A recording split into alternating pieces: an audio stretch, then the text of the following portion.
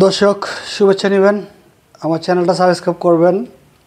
আর আজকে আমরা হয়তোবা রাজনীতির দুইটা গুরুত্বপূর্ণ বিষয় নিয়ে কথা বলবো, যেটা বিএনপির রাজনীতির দুইটা গুরুত্বপূর্ণ বিষয় নিয়ে কথা বলবো, যেটা হলো যে বিএনপির অ্যাক্টিং চেয়ারম্যান তারেক রহমান কেন হয়তোবা লন্ডন থেকে আসে নাই এখনও।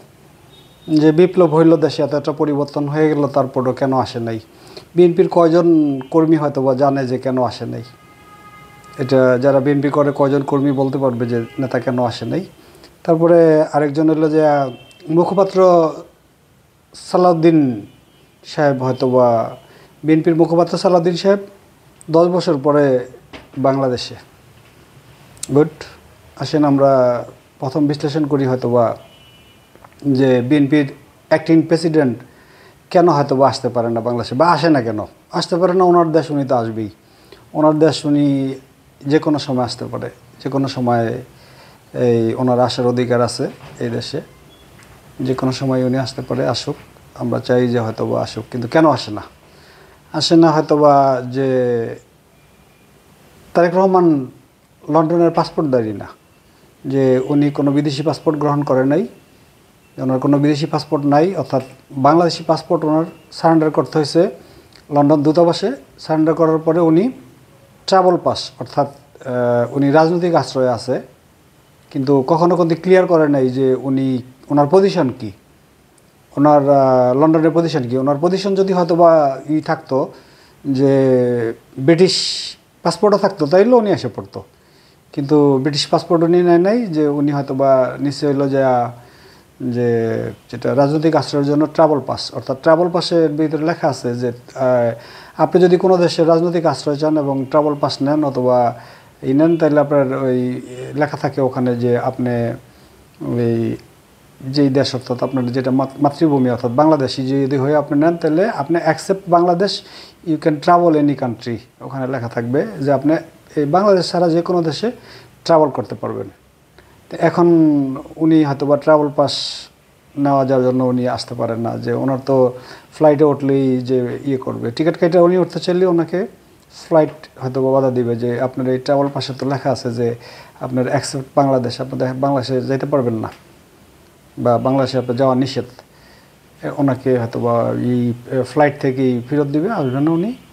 আর এখন তাহলে কী করতে হবে? ওনার আউট পাস নিতে হবে। যেমন সালাউদ্দিন সাহেব যেভাবে আউট পাস নিছে, আপনাদের হয়তো বা কিছুদিন আগে একটা গল্প শোনাইছে যে কোন 71 টিভিতে মনে হয় যে বলছে যে আমি এভাবে ছিলাম, তারপরে আমি ট্রাভেল পাস নিয়ে আমি আউট পাস নিয়ে আসছি।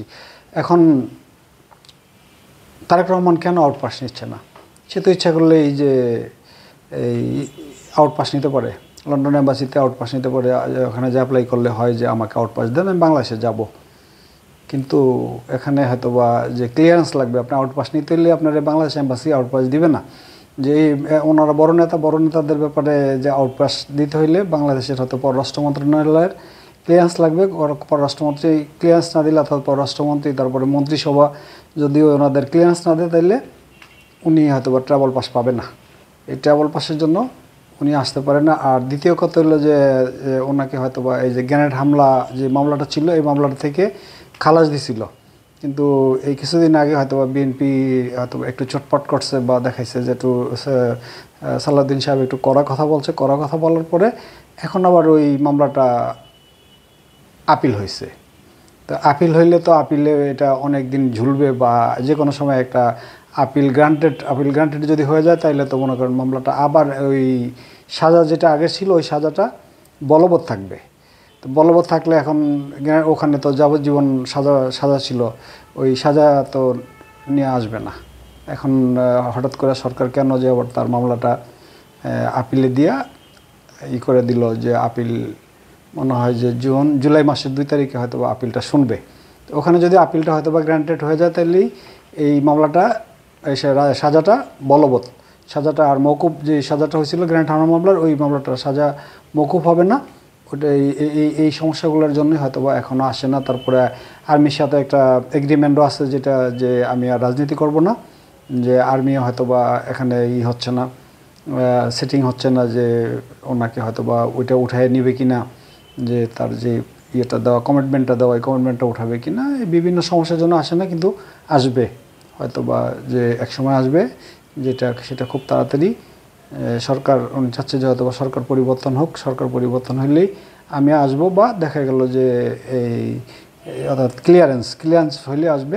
সালাউদ্দিন সাহেবরে চোখ মুখ বান্ধিয়া নিয়ে মনে করেন যে ইয়েতে ফালাই দিল, র্যাব নিয়ে ফালাই দিল, আর উনি ওই গামছা বান্ধা ছিল চোখে, উনি এভাবেই বুঝতে পারছে। ইন্টারভিউটা দেখলাম আমি, 71 টিভির ইন্টারভিউটা দেখলাম যে উনি এভাবেই বুঝতে পারছে যে ওনাকে হয়তো বা কোনো বিদেশি সংস্থার কাছে তুলে দিচ্ছে।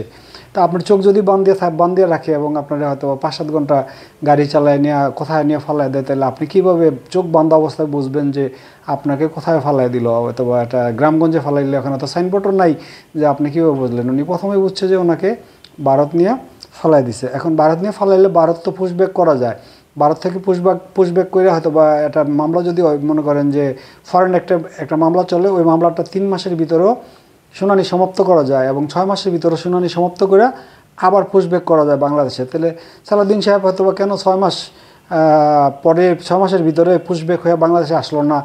আর ওনার মতন একটা গুরুত্বপূর্ণ লোক কেন হয়তো বা শেখ হাসিনা ফেরত চাইল না?